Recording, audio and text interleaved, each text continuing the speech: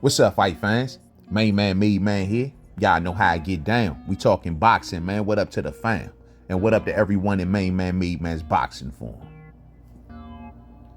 Hey, look, man, so the thing is this. So a lot of boxing fans are starting to wonder what's going to happen next for Gervonta Tank Davis. I know there's been some news that kind of leaked out that was speaking about a possible November date for Gervonta Davis to return, but I understand that it depends on a few things. So we'll just wait and see. So Gervonta Davis, who's now waiting in the wings, he's become pretty much boxing's biggest attraction here in America.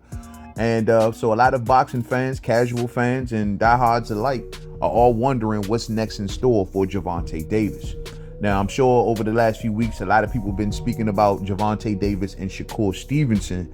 However, I never kind of went down that path because I had received intel weeks ago, fight fans, that fight was not even on the table at all. You know what I mean? So, I mean, a lot of people are, I'm pretty sure you got excited about that. I would have loved to see Shakur Stevenson possibly sign a deal with Premier Boxing Champions and maybe go over there, try to get the Gervonta Davis fight. But that's just not where we at. You know what I mean? Shakur Stevenson is more being cool with Turki Al-Sheikh and Eddie Hearn. There's talks out for Shakur's next fight, possibly against Joe Cordina. And yeah, they look like, Shakur Stevenson pretty much is heading into another direction. And a fight between Shakur and Tank is just not big enough, unfortunately, to do a crossover style fight.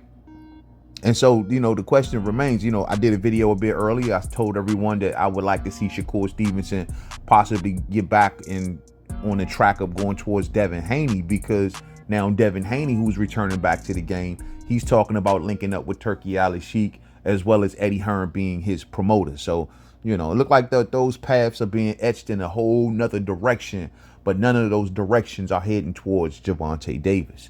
So the question remains, what happens with Tank, man? A lot of us got a bit excited a few months ago when some news came out that Gervonta Davis possibly was going to face Vasyl Lomachenko. Truth be told, I almost wonder, is that still on the table?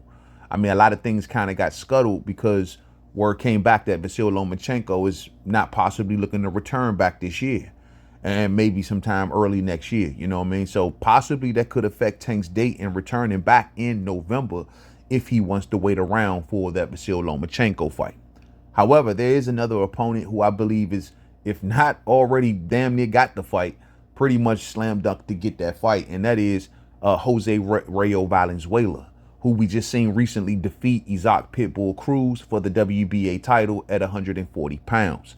Now, we know that Gervonta Davis is the WBA champion at 135, so I'm sure bridging that situation right there, not to mention that Premier Boxing Champions got control over both fighters, well, that wouldn't be a problem. Whether it be at a catch weight, whether it be at either weight class, I'm sure the WBA, since they are very pro-PBC, would oblige the situation, you know what I mean? So, I mean, I think that Rayo has a really good chance. He defeated Isaac Pitbull Cruz, someone who, before the Pitbull and Rayo fight, it was said that if Pitbull got through, that possibly they were going to do a Pitbull versus Gervonta Davis 2. It seems as if that Gervonta Davis, through his actions, fight fans, kind of resisted that situation by heading down the Frank Martin trail, because even then there was talks of possibly a Isaac Pitbull Cruz rematch. But Gervonta Davis clearly wasn't too happy about that, or maybe Premier Boxing Champions felt the heat from the boxing fans, and people just didn't have an appetite to want to see a rematch. Gervonta Davis beat Isaac Cruz with one hand, fight fans. Imagine what he does to him with two, Now, as for Jose Valenzuela, man, it checks all boxes. This is the normal kind of, blueprint that Premier Boxing Champions like to do with the black and Latino fighter. On top of that, Jose Rayo Valenzuela, before his fight with Isaac Cruz, well, he was calling out Gervonta Tank Davis. After his win over Chris Colbert in the second fight, Jose Valenzuela was made the WBA mandatory at 135 pounds. And so he was talking up Gervonta Davis heavy, who Gervonta Davis has the WBA regular belt. So by him having that belt, that means that he also would have a mandatory. So Rayo was talking up that fight then, and he had Tank in his sights at that time. And he had this quote floating around out there, fight fans, and I quote, "I'm going to try to get this fight with Tank because I feel I deserve the title shot now. Winning the WBA mandatory, I want to deal with the best. Pitbull didn't want to fight me, so now I'm looking to fight Tank. End quote. So at that time, Rayo, I guess, was approaching also Pitbull Cruz for a fight, which they did fight, and he defeated Pitbull. But, if that wasn't going to work, then he wanted Gervonta Tank Davis. So my deal is, now that he's gotten Pitbull out the way, I'm sure that PBC would like to do this. Once again, fight fans, it will definitely check boxes. Also, truth be told, I mean, you can argue and say that Rayo could be looked at as a plan B for Gervonta Davis, with Lomachenko being plan A. But once again, these are two pretty decent plans, in my opinion. It all depends on which one will line up first. You know what I'm saying? But either way it goes, man. And even so, just to be Gervonta Davis, if he faces Rayo, winning another title in another division, which he's already held the WBA belt at 140 before when he defeated Mario Barrios. So, but however, it's still a good deal going up to fight a bigger guy. It's not much going on at 135 right now. I don't think there's an opponent there that a lot of people would be probably, begging for, or check all of the boxes for Gervonta Davis, who's known to be a heavy attraction for a premier boxing champion. So I just don't see that guy at 135. Maybe it's something that y'all see that I don't see, fight fans, but I honestly just don't see that guy.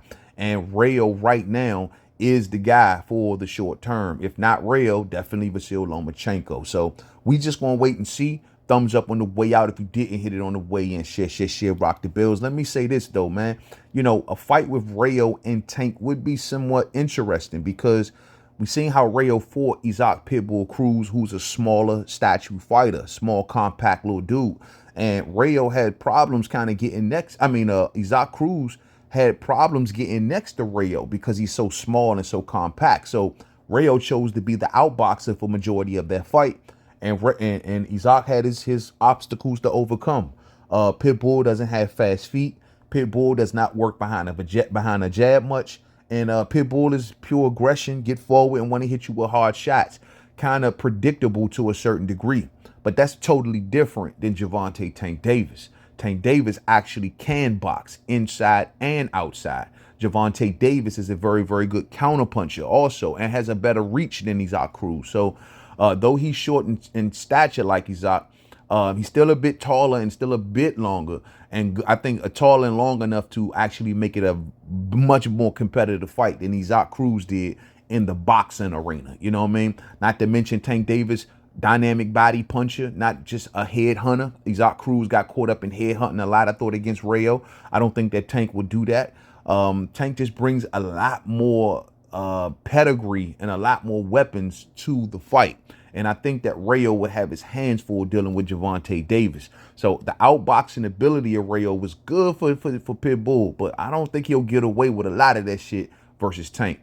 Now, Tank got to watch out because Rayo can punch too. We've seen how Rayo put the lights out on Chris Colbert.